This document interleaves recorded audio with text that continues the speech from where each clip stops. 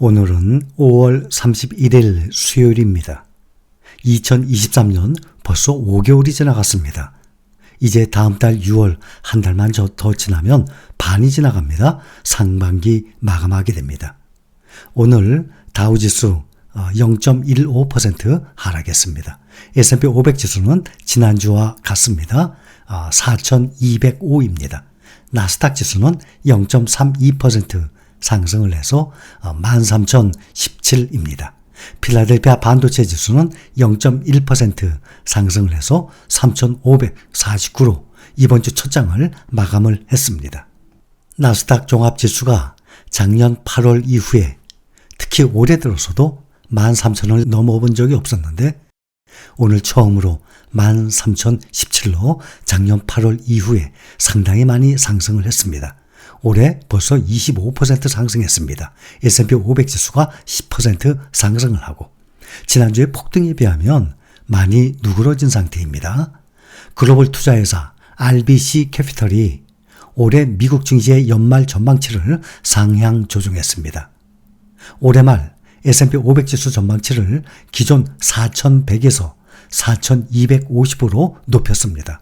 RBC의 연말 S&P 500 전망치는 시장의 평균 예상치보다 조금 높은 수준입니다. CNBC가 월가의 탑 분석가들 15명을 상대로 집계한 연말 S&P 500 지수 평균 전망치가 4,157입니다. 4,157. 그런데 오늘 현재 S&P 500은 4,157을 넘어서 4,205입니다. 미국 정치권의 지금 현재 가장 큰 이슈, 부채 한도 상향 이슈에 잠정 합의했다는 소식까지만 전해진 상태예요. 바이든 미국 대통령과 케빈 메카시 미 하원 의장이 주말 동안에 부채 한도 상향 문제에 잠정 합의했다는 소식이 나오면서 투자 심리가 개선은 됐는데 법안 처리에 진통이 지금 예상이 되면서 증시가 오름폭을 완전히 낮췄습니다. 백악관과 공화당 지도부는 앞으로 2년간 부채 한도를 상향하는 대신 같은 기간 정부 지출에 제한을 두기로 합의했습니다. 6월 5일 연방정부의 현금 소진일 엑스데이트를 앞두고 합의안이 나오면서 투자자들은 일시적으로 안도를 한 상태인데 그러나 법안 통과의 난항이 예상되는 데다가 또 공화당 강경파들의 목소리가 커지면서 시장의 우려가 지금 커지고 있는 상황이에요. 심지어는 공화당 내의 반발이 거세지면서 합의안을 도출한 자기 당인 이 공화당의 케빈 메카시를 탄핵을 하겠다는 주장까지 나오고 있는 상황입니다. 20명에 달하는 보수 공화당 의원들이 이날 타협안을 거부를 선언했어요. 이 사람들은 메카시 의장이 그들이 약속한 변혁적인 변화가 아니라 피상적인 정책 조정의 대가로 백악관에 굴복했다라고 비난까지 했습니다. 칩 로이 텍사스주 하원 의원 등은 부채 한도 타결 법안이 통과되면 메카시의 의장직을 박탈하겠다고까지 위협을 했습니다. 지금 야당인 공화당 입장에서는 쉽게 이것을 승인할 이유까지는 없습니다. 자기의 존재감을 부각을 시킬 수 있는 또 기회라고 보고 있는 사람들도 많이 있습니다. 금리 인상 중단에 이은 또 이 금리 인하 전망이 선명해졌다가 최근에는 추가 인상 가능성에 힘이 실리고 있습니다. 매파 성향의 인사들이 지속적으로 인상 필요성을 언급을 하고 있습니다. 미국의 4월 개인 소비 지출 PCE 물가지수 상승률이 4.4%를 기록하면서 3월에 4.2%를 넘어섰습니다. 또 현재 미국 증시를 주도하고 있는 인공지능 혹시 버블이 빠지게 되면 낙폭이 다시 커질 수 있다는 점도 고민거리 중에 하나입니다. 또 이미 전기차는 전기트럭 스타트업 니콜라가 상장 폐기 위기에 내몰리면서 힘을 잃은 모양새입니다. 빅테크주들 보면 애플 52주 최고가를 경신했습니다. 1.07% 상승했어요. 177.3달러 기록을 했습니다. 또 테슬라 보면 테슬라의 오너 일론 머스크가 자가용 제트기를 타고 3년 만에 중국을 방문했습니다. 일론 머스크 테슬라 최고 경영자가 중국을 방문해서 친강 외교부장을 만나는 등의 중국 지도부와 친교를 맺으면서 대중 공략을 강화를 하니까 테슬라의 주가가 4% 이상 급등을 했어요. $200를 돌파했습니다.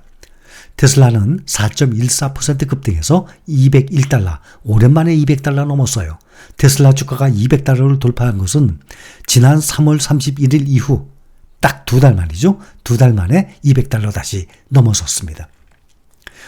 중국을 방문해서 친강 중국 외교부장을 만났습니다. 친 부장을 만나서 미국과 중국의 이해관계는 서로 뗄 수 없는 샴쌍둥이처럼 얽혀있다라고 말을 하고, 테슬라는 미국 중국 간의 디커블링, 이 탈동조화와 단절에 반대한다라고 말했습니다. 중국에서 사업을 확장하고 발전 기회를 공유할 의향이 있다라고 덧붙였습니다. 머스크가 이렇게 말한 의도는 앞으로 중국에서 보다 공격적인 투자를 할 것임을 시사한 것입니다.